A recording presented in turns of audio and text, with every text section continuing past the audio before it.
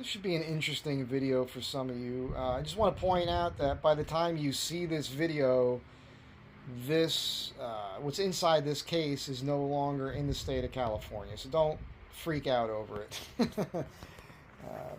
It's the summer of 2023. But anyhow, what we have here is a really fun / interesting way to transport a rifle. That doesn't look like you're transporting a rifle. What's in here is a World War II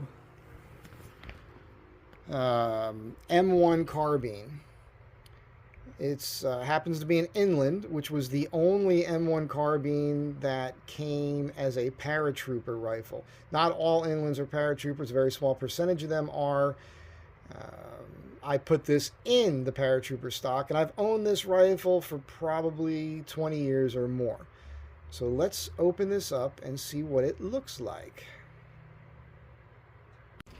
All right. So I used to cruise around on my motorcycle with this strap slung across my back and take this to the range.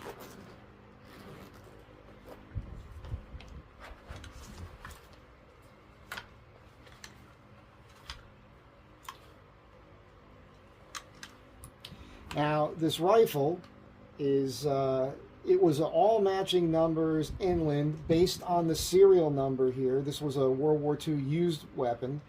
It came in a solid, I think it was a beechwood stock. And yeah, I think the only thing we placed on this was the barrel. This was purchased at Martin B. Redding in Culver City. And you can see, so after World War II, the armories went ahead and they started putting these bayonet lugs on them. They replaced the barrels and anything else needed to be replaced. I did have a catastrophic failure with this with 30 round magazines while I was in Arizona, which is where this thing lives. And we hastily assembled these magazines, and we did not, make sure you're still on the, there we go. We did not do it right. So the thing about these magazines is a lot of times they'll come unassembled, and what you want to do is this pusher here, follower some people call it, you want to make sure it's bent in right, and you want to file all the edges of it so it doesn't drag along the inner sides of the magazine, and lube it as well. So I was getting a slow feed rate again out in the forest in Arizona, and so I held this thing out in front of myself, and because I just sensed something wasn't right, and sure enough, this exploded. The bolt exploded, and this bent right here, and I took it out of the stock, and I had a hammer, a brass hammer, and I pounded that straight again, and then I ordered a new inland bolt. Unfortunately, I was sent a Winchester bolt, which was fine, because I went ahead and, you know, I filed it where I needed to, and this thing works flawlessly now. It's, you know, pretty neat. Love this thing. As you guys know, you would fold this out. I still haven't even oiled this stock, which is a little crazy. I should probably do that. But I just thought you guys would get a kick out of it because it fits inside of a tennis racket case. And so if you are thinking about, you know, you've probably heard the term gray man. You want to be the gray man walking around. If you needed to transport this thing, you can walk down the street with a tennis racket case and nobody's going to suspect that you have this in here. I happen to have a few magazines for this. Oh, look at this. I forgot. I even have a bayonet for this. And the reason I had to point out this doesn't live in California is because with a collapsible stock, with a pistol grip, with a bayonet lug, this makes this thing not legal in the state of California. Freaks people out. I don't know why. I mean, it's not like I can't tell. Has anybody robbed a bank or committed any crimes with a World War II era folding stock M1 carbine with a bayonet on the end of it? I don't think that actually happens. But just cool. Just a cool thing. It's a collectible thing. I fired it quite a bit when I first got it, and I don't really fire it anymore. It's I have plenty of ammo for it. This is the 10 round magazine it came with, again, because it was purchased in California from Martin B. Redding. See what it looks like with the magazine in it. Again, 10 rounder right there, and 30 rounder. And for those that don't know, you've got your magazine release right here.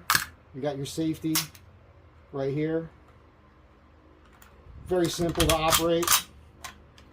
It does have the later model rear sight on it.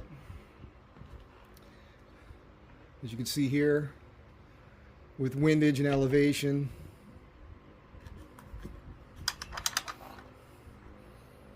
It fires great. It is accurate. It has practically no recoil.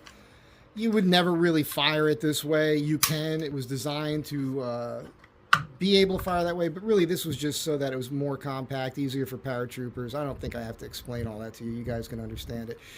This stock was purchased off of eBay. I don't know, maybe before 2000. Could have been in the 90s. I really do forget. And I did have to remove some material, the wood inside here, to get this all to fit inside there. If you guys don't know, you just loosen this screw here on the sling. You push in on this. This comes off, and the whole thing just slides right out. I mean, it's very simple. You can change this back to a full stock probably in about a minute. It just works that easily. But again, really this is not about all these things. It's just about the fact that you can take this and fit it right into a standard tennis racket case. And all these other things fit right up in here. Let's go ahead and snap this down. Try to avoid some accidents.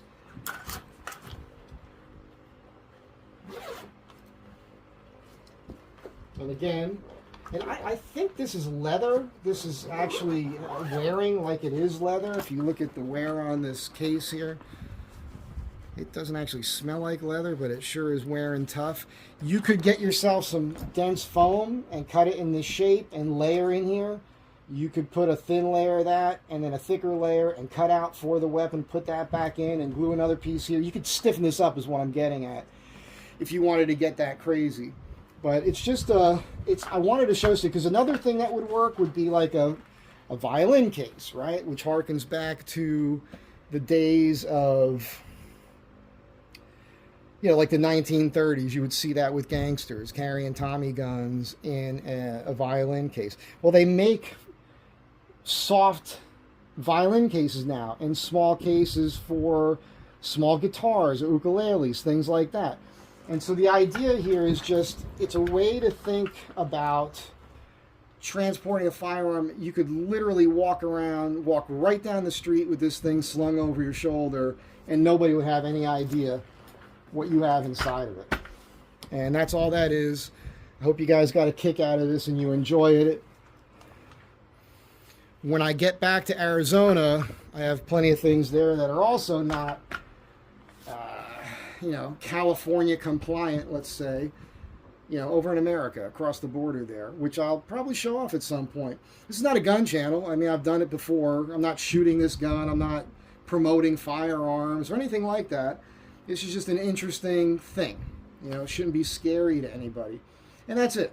I'll catch you guys in the next one. Be good to one another. Have a great day.